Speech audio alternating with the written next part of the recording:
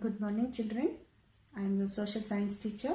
Today, let us continue with the chapter Electoral Politics, that is System of Elections, children. See, children, in the previous topic, we have studied about how a voting list will be made,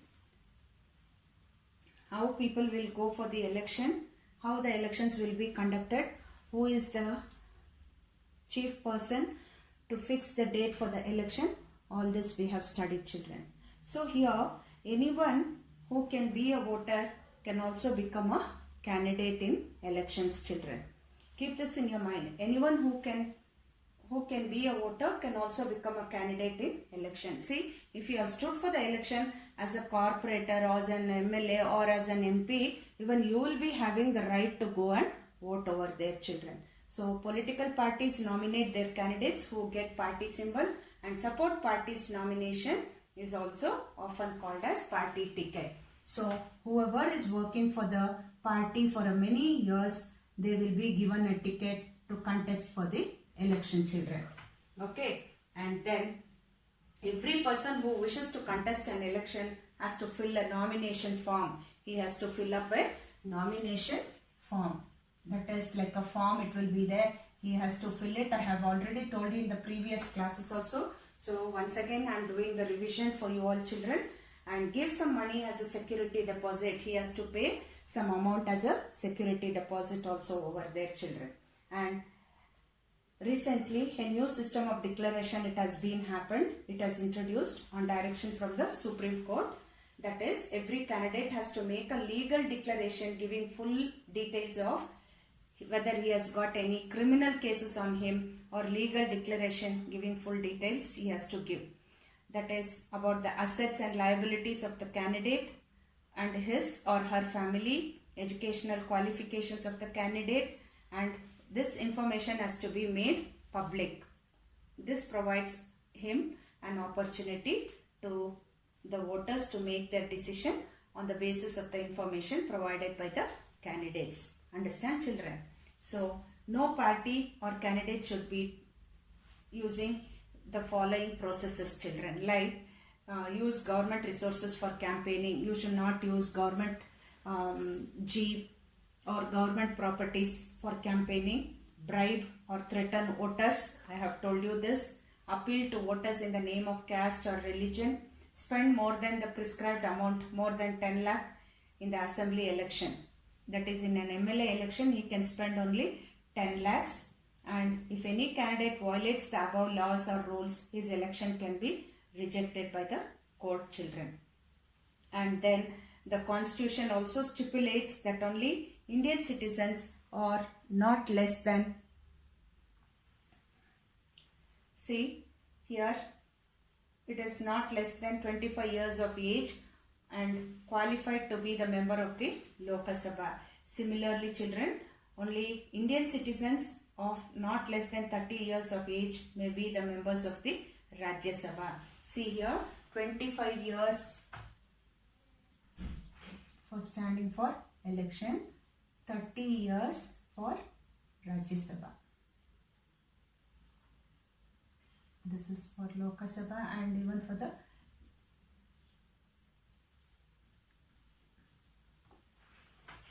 understand, children?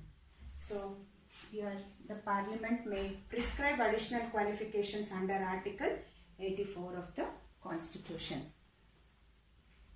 But a citizen is disqualified to become a member of the Parliament. He or she should hold an office of profit under the union of a state government, and he or she should declare unsound mind by a court. That is, a normal person, they should declare. And if he or she is a bankrupt, and if he or she has lost Indian citizenship through voluntary renunciation or through any other means, children, and then he or she should not have any criminal records on them. So these are the norms to become an Indian citizens for the member of a parliament, children. And then the Indian Constitution also provides equal rights of representation to all the citizens of India in elections and to choose their representatives. See children, all the citizens of age of 18 years and above are eligible to vote, and a citizen aged 25 years or above is also eligible for contesting an election according to universal adult franchise. Everyone should have one vote and each vote should have equal value. No one should be denied the right to vote without a good reason. And citizens differ from one another in many ways. Some are rich, some are poor, some are highly educated. So citizens differ from one another in many ways. Some will be rich, some will be poor, and some are highly educated children. And some are not so educated or not educated at all. Okay, and then some kinds of misbehavior also they should not do if they are contesting for the elections children. And that is why all of them deserve to have an equal say in decisions that affect them, especially in politics children. And they should not spend extra amount on campaigning. I have told you this. This is a revision class children. Again and again I am telling you. They should not abuse each other. They should not scold each other. They should not put false allegations on others.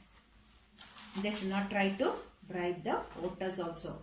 And they should not make false promises or mislead the people children. Okay. And the candidates contact the voters personally. Election meetings are held. They can go and contact people and say that I have stood for the election, you vote for me, they can say. But they should not bribe them children. Election meetings are held. Political parties mobilize their supporters. Advertisements and articles are published at newspapers. Slogans on big issues are used to attract the voters children. So, in nomination process, party tickets will be given. I have told you, nomination form has to be filled. Security amount has to be deposited. Nomination papers will be scrutinized by the government. And then at the last, see, during the election process, many political parties adopt unfair practices to get votes. That is, no political party can win an election through such unfair practices. India has a democratic election system, and the election system in India is controlled and governed by an independent and very powerful body called the Election Commission. The EC is headed by the Chief Election Commissioner, who is assisted by several election commissioners. The present election commissioner is, I have asked you in the previous class also, and the Election Commission of India performs several functions starting from the announcement of the elections to the final declaration of the result children. And the people's participation can be measured through the voter turnout on polling day. Did you all understand children? And see, posturing a few days before the actual election day, the election campaign begins and the posting.